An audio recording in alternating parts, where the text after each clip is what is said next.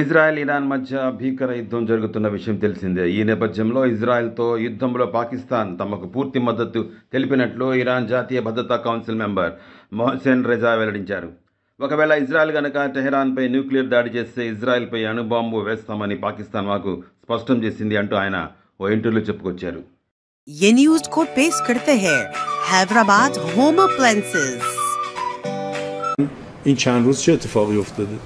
تمام کشورهای عربی تماس گرفتن و گفتن ما از شما حمایت میکنیم.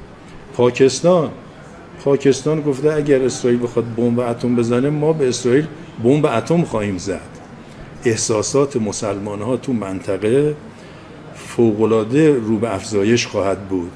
هرچی ما قوی‌تر عمل کنیم، هرچی مردم ما همراهی بیشتری با نیروهای مسلح عمل کنن، ما از این گردن عبور کنیم، اون طرفش یک اقیانوسی از پیشرفت سیاسی، نظامی، اقتصادی انشاءالله جلوی ملت ما خواهد بود.